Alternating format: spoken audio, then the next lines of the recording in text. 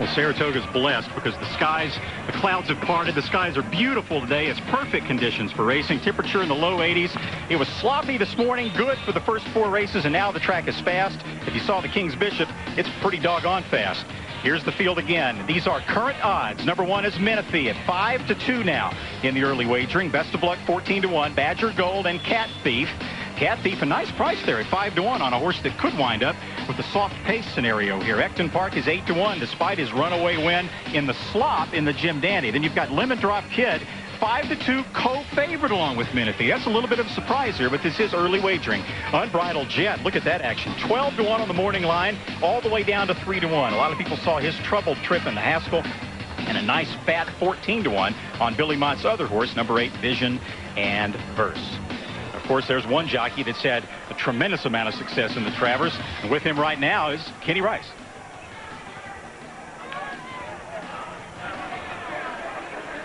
Well, Pat Day today is riding the favorite Menifee. Menifee and Day and trainer Elliott Walden are familiar with most of their competition because of the Triple Crown Road. And for Menifee, he is seeing one of his strongest challengers every single day in the barn. Trainer Elliott Walden finished second in 4 of the last 6 Triple Crown races and narrowly missed in last year's Travers when Victory Gallop just failed to catch Coronado's Quest. But this year, 2 just may be Elliott Walden's lucky number. Several weeks ago, his pair of 3-year-old stars, Menifee and Ecton Park, both won major stakes races on the same day.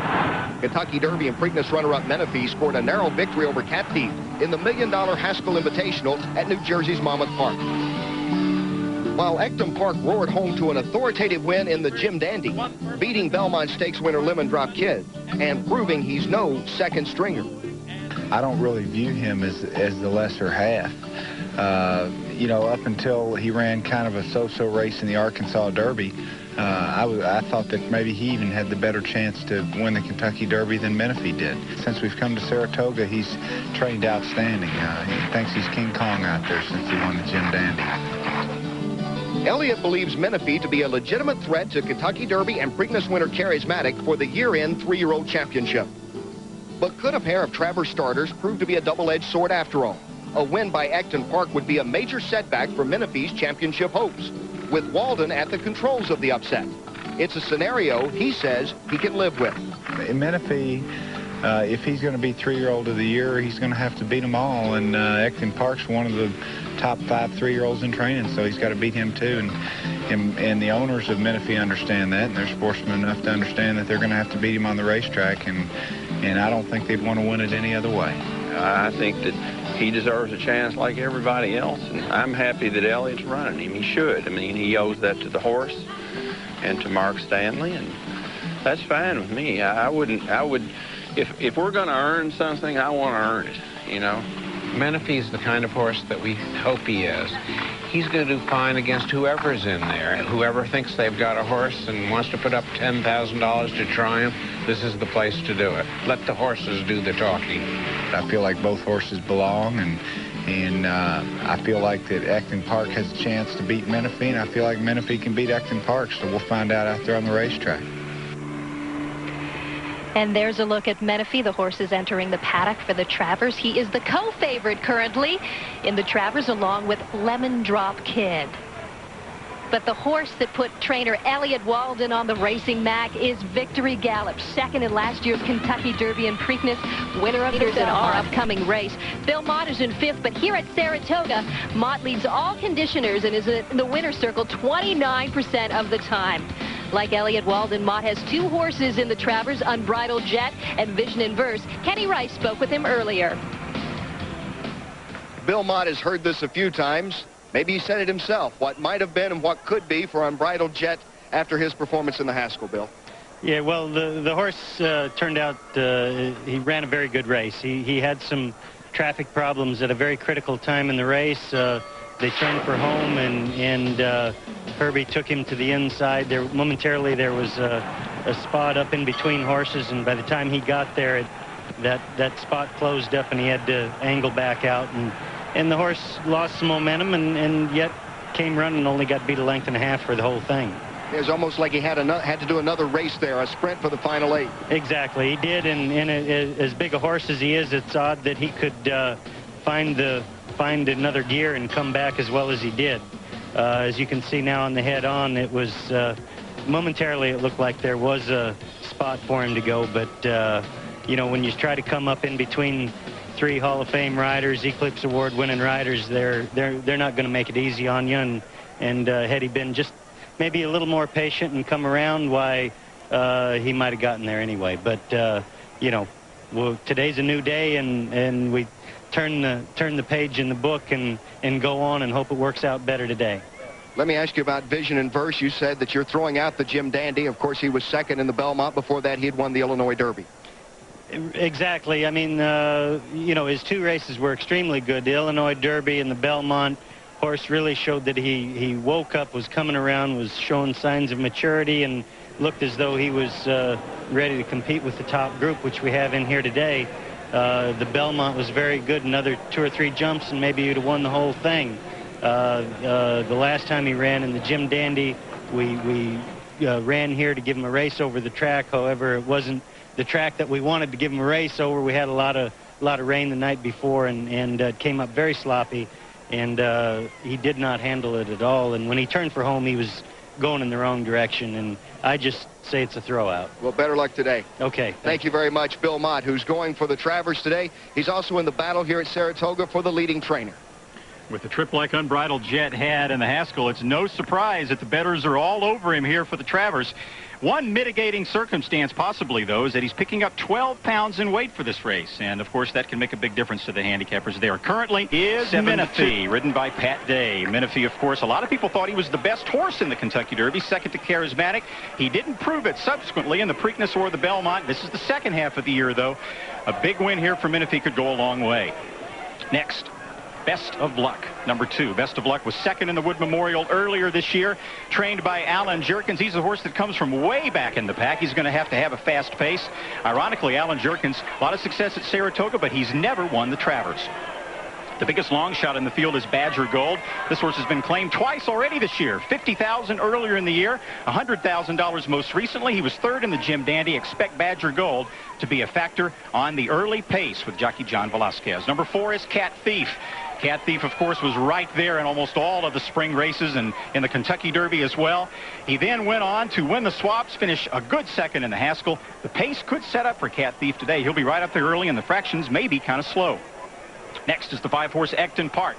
Ecton Park almost came out of nowhere to win the Jim Dandy by open lengths, but that was a sloppy track. The question is, he's bred for it. He's by 49er, bred for the slop, that is, who won the Travers in his career.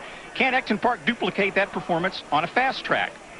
He's also an overlay in there. Ecton Park is at odds of 8-1 right now. The 6-horse is Lemon Drop Kid, the winner of the Belmont. He had a prep here in the Jim Dandy. He finished a pretty dull second, but it was a sloppy track. They say he doesn't really like it. Scotty Schulhofer confident that Lemon Drop Kid will bounce back today. Lemon Drop Kid is currently the second choice at odds of 3-1. The 7 is Unbridled Jet. We saw all the trouble he got in. Look at him. He is a massive horse. Deceptively fast, trainer Billy Mott says. He says he's a difficult horse to ride. Well, he's got the right guy today. Jerry Bailey in the saddle today for Unbridled Jet. And Mott's other horse is the 8-horse Vision and Verse. You heard him say in the interview with Kenny Rice, this horse did not like the sloppy racetrack last time out of the Jim Dandy. He was way back. You throw that race out and look closely at his Belmont Stakes, where he was beaten by only a head. Watch for him to bounce back to that performance today. Good long shot play to here, and right now he is 13-1 in wagering. Well, a day of racing at Saratoga reminds us that it is a sport of beauty, but it's also a sport of daring and danger.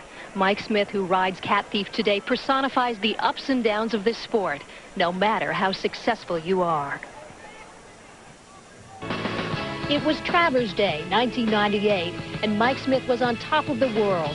The 34-year-old jockey's Breeders' Cup doubled the prior fall with the Gina and the Distaff, and Skip Away in the Classic had become almost par for the course for a rider whose career had been nothing short of blessed. And as he entered New York's toughest arena, he felt invincible.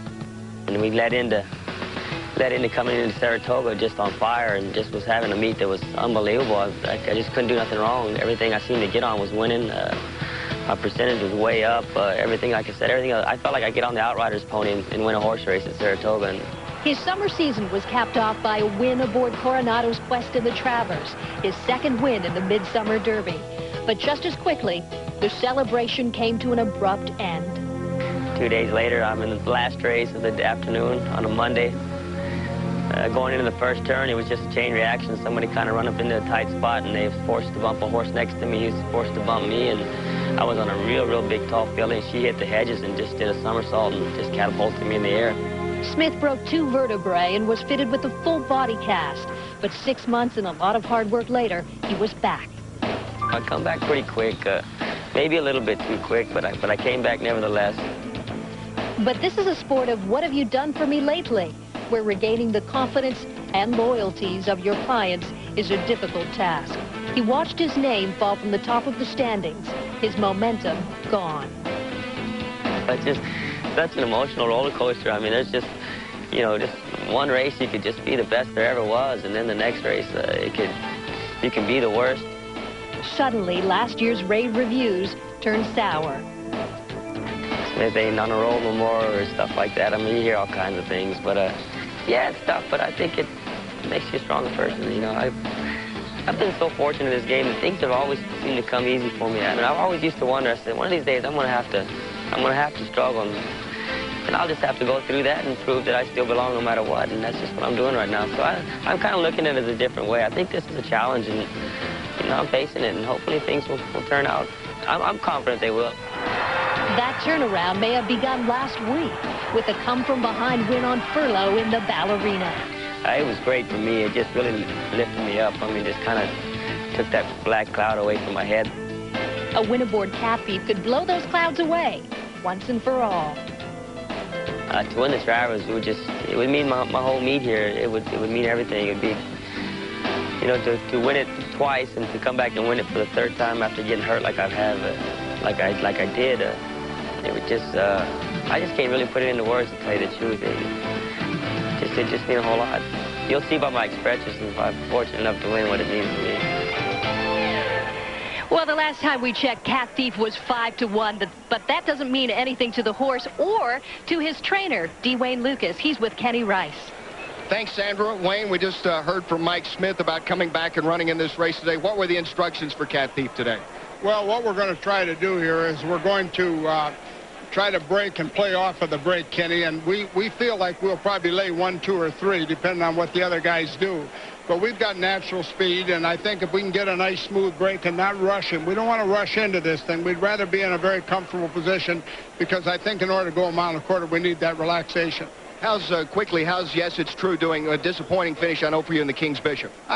We couldn't find nothing in the first blush look at him and everything, but we're almost of the opinion he doesn't like Saratoga, which is a rare deal for a horse, but I think in his case maybe that is what's actually happening. He doesn't care for the surface. Good luck today. Thank you. Thank you, Wayne. Back to you, Sandra.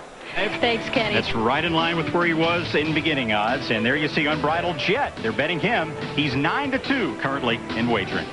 Back with the 130th running of the Travers Stakes from Saratoga Springs. Well, they call him Little Joe, Jose Santos Jr., wanting to be just like Daddy. He's already got his own silks in lemon drop kid colors, Randy, at just 5 years of age. I tell you what, and Jose Sr. has got a tough act to follow there, Jose. We just saw Jose Jr. He looks like he's ready to ride tomorrow almost. A quick question about lemon drop kid now. Trainer Scotty Schulhofer thinks that this horse just did not get the respect that he was due because after winning the Belmont Stakes. What's your take on that? He wants to know that Scotty didn't think that Lemon Drop Kid got what he deserved. What do you think? I think if he wins this race, I think that the people have to realize this horse is a real good horse. He was a good horse as a 2-year-old. He won a Grade 1. He won the Belmont, and he never got a credit about that. All right, well, thanks for the translation there, and good luck, Jose. Now as the horses here are getting ready to load in the starting gate, there is Unbridled Jet and Saratoga's leading jockey as we speak, Jerry Bailey.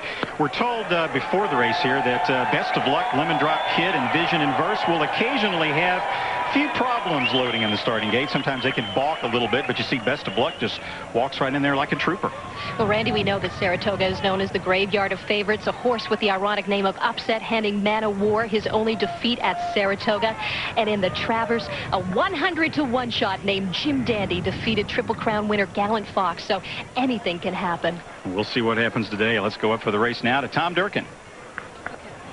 Final horses moving into line. Unbridled Jet Cat Thief still behind the starting gate. Cat Thief moving into post position number 4. Jerry Bailey aloft, Unbridled Jet in post position number 7. The last of them all to move into the gate will be Vision and Verse.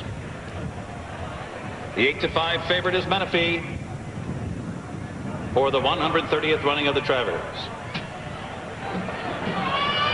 They are in the gate.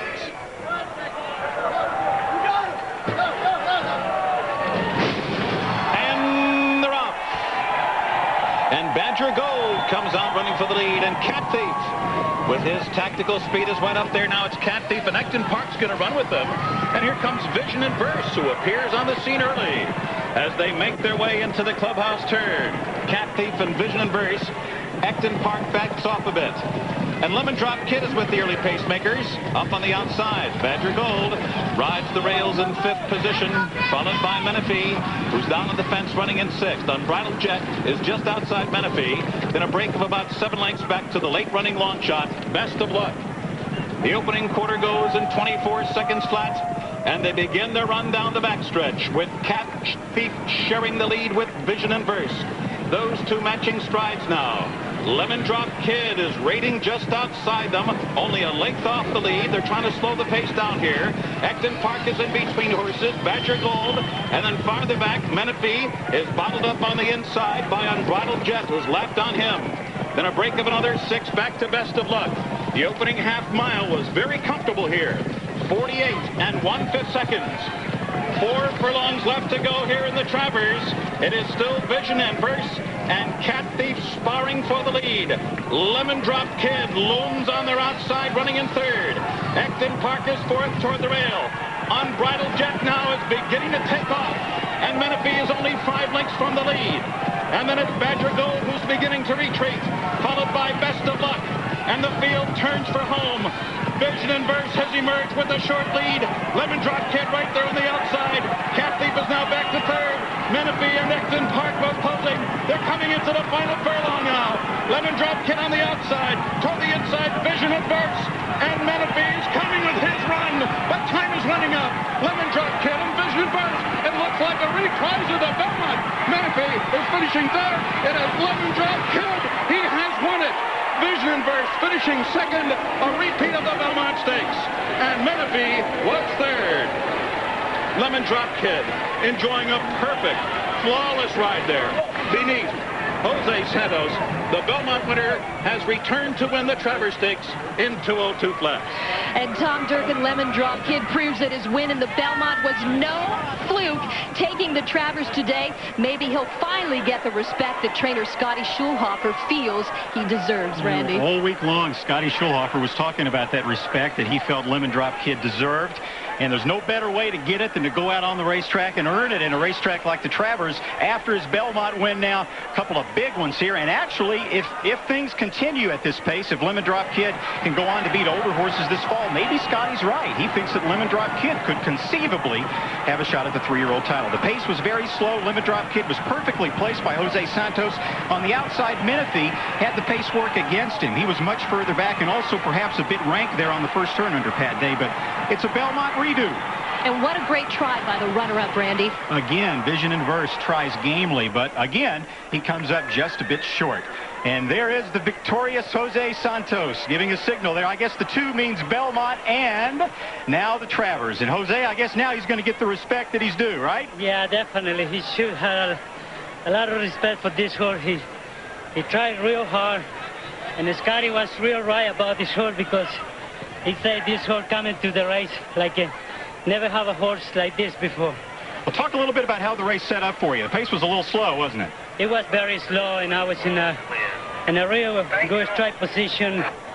And into the half a mile, but when Chen started asking to his horse, and I was sitting there, and he got the lead, and he kind of looking around, and I don't hit him too much this time, and I hit him just enough to keep my distance for the second horse. Well, once again, you had the horse to get it done. Jose Jr. couldn't have done it any better. Congratulations. That's my future there.